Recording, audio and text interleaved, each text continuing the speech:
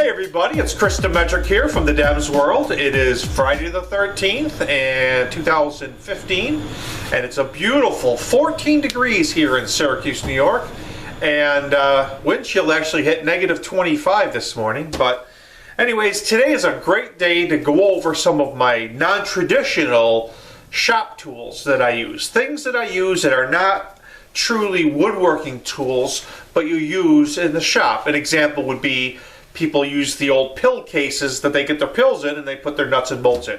It's not an official tool, but it's something, you know, people have used for years. Well, I've decided to go over my 10 favorite non-traditional woodworking tools, and let's get started with number 10. Okay, number 10 would be the bike racks. These are pretty inexpensive. Harbor Freight sells them for $2 or $3 each. Home Depot usually sells them for about $5. And they're designed to hang your bike or whatever in like the garage. And they work well, they're inexpensive. I use them for multiple reasons. I just store wood there. I've got some there. And just larger, bulkier items. I'll give an example here. Here's my little dolly, and I've got it hanging on one of those bike racks. So an inexpensive thing you can use, and then when you change or rearrange, you can just take it off the wall and use it somewhere else. Number 9 is I like to go to the thrift shops and get these old magazine racks because there's less and less people read in actual physical magazines. There's a lot of these available pretty inexpensively, and it's perfect for storing smaller wood or the larger wood. These are old pallets and things like that, and it's a nice way to organize it. It seems simple, and it is pretty simple, and there are probably better ways of doing it, but inexpensive. I think I got this for $4 at the rescue mission. And another way of storing wood are magazine racks. Number 8, an electric pencil sharpener. Everybody's been out there with their utility knife sharpening their pencil out in the field, and it's never done right. And if you're out and about and you see one of these are a really high-end, this is a swing line pencil sharpener. I've bought the cheap ones and they don't last. You toss them out. This is nice, it's quick, it's efficient, it gives you a nice sharp pencil. And the tip is these are about $80, but during back to school they run 40 and 50% off. So I ended up paying about $37 for this. Seems kind of expensive for a pencil sharpener, but well worth it. It will last forever, and it does the wider pencils and the thinner ones. But there we go, an electric pencil sharpener that's adjustable and well worth it. Okay, and number 7 is these rolls of craft paper. They're sort of new paper bag material, and you can get these in the paint department, in craft stores, in Walmart. You don't have to have it mounted on the end of your table like I do. This is my system for easy rolling it. Just to pull it out, it makes perfect for a drop cloth. I like to cover over my table so I can paint, glue overrun, things like that. I just fold it over. Got a couple little magnets here that I hold it down with, and now I'm good to go. I can do all the work I want here until it's just completely, Okay, now item number 6. It's not going to work for everybody's shop. For me, I bought an inexpensive leaf blower. I mean, I think I bought this at Lowe's for like $36. It's nice and it's simple, and if I'm doing a lot of work and I got dust everywhere, instead of going all over with the shop vac, I pull out the leaf blower. It does make a lot of dust, but it all gets everything down to the end of the shop, and I can pick it up with the shop vac. Let me demonstrate. And it's that simple. I just got ahead and got all of the sawdust down to that end of the shop, and now I'll go back with the shop vac and just pick up that layer of sawdust. This works really well, and it was only less than $40. You can't beat that. Okay, now there's number 5. Number 5 are simple, clear shoeboxes. These are Rubbermaid or whatever brand you have. You can get them for less than 99 cents at any Kmart, Walmart, Target, any place like that. They are simple, and you can label them at the end, and I use them for organizing all my shop stuff. Let me give you an example here. So I've got all my pocket hole jig, my pocket hole hardware, and I put them on the shelf, and I use these things everywhere. As you see, I've got all of my stuff organized here. I use them in the, there we go, some more of them just stacked up, and makes things organized, because when you're trying to look for something in the middle of a project, it's just really frustrating. Okay, now number 4 seems simple enough, but these little chunks of carpet remnants. But when I'm ready to sand something, it's perfect for the backing on it. Let me give you an example. So I'm going to grab out a sheet of paper, sandpaper.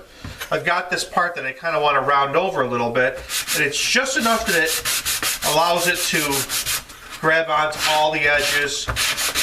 I know it seems simple, but carpet remnant's good, and then once it's really loaded up, you can just simply knock out the sawdust, set it aside, and as a bonus one here, I'll put it right here. And what I do is I like to put my sandpaper in these file forms. These are designed to put on your desk or your wall. I like to put my carpet behind there, and then I file folder out all the different bits of paper. So I can throw this in there and have it at easy access. And again, that's a little bonus extra thing. This is a file folder for your office. It's perfect for organizing your sandpaper. Now some of you may know what this is. This is our number 3 handy tool here. This is actually something I saw at the sports center. These are ammo containers. They're designed to be put your ammunition in. I guess hunters and sportsmen who shoot use that. What I do is I find that I put a piece of carpet padding in there, and it fits perfectly. All my bits, they're easy to organize, and I can pretty much set these on there just to cushion them. It's not really needed, and then you just click it into place. They are, I mean, you could drop that thing and you're not going to have to worry about it. It's designed for storing ammo. So anyways, this is an ammunition case. It's perfect for all the little bits that you've got to organize them in Phillips, flathead, star bits, whatever it is. But that's a simple solution. Okay, now number 2 is, can you tell what this is? It is about less than a 1/4 inch, about the thickness of a pencil. There's no electrical cord. All there is there's a USB cord. You plug that in, and then you can attach it to your computer or to a wall jack. And it is a light box. A light box comes in handy if you're an artist and you draw. People use that.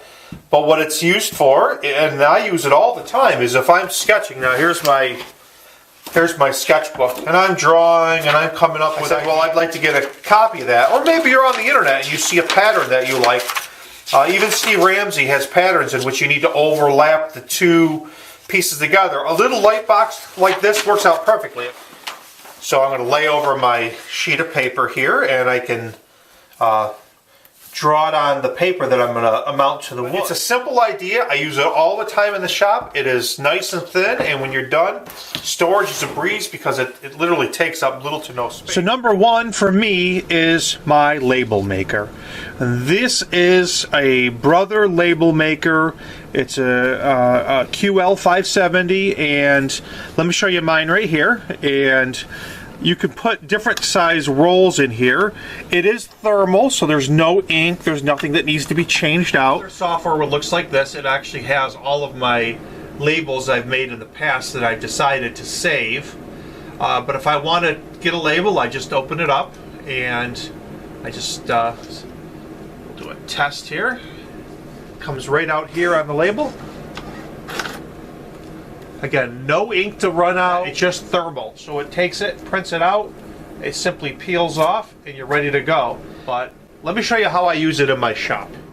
See, as you see, I label everything. Remember those shoe boxes? I've got those labeled.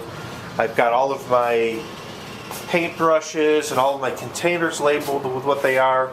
It makes things easier when you're trying to look for something specific, and when a shop is disorganized, you know, looking for all of the things that are out and easily to be read. So I hope you enjoyed my top 10 non-traditional woodworking shop tools, and As I was doing this, I came up with about 5 or 6 more, so maybe there'll be a second video. Again, sorry this is not a build video, but I thought you'd get a kick out of some of the things, and I'll be really interested to know some of the things that you use and some of the things that you do. So please, post your comments down below, because any kind of tips like that, I really get a giggle out of to see what some of the things that people are using in a non-traditional sense. So thanks for watching. I appreciate it. And again, this is Demetrick from the Dems World. If you haven't subscribed, subscribe. And if you feel like throwing a couple bucks in my piggy bank, that's you'll see down there where it says support. So you have yourself a great day, and thanks. I need a catchphrase at the end. Get that woodworking. Well, maybe for the guys. Anyways.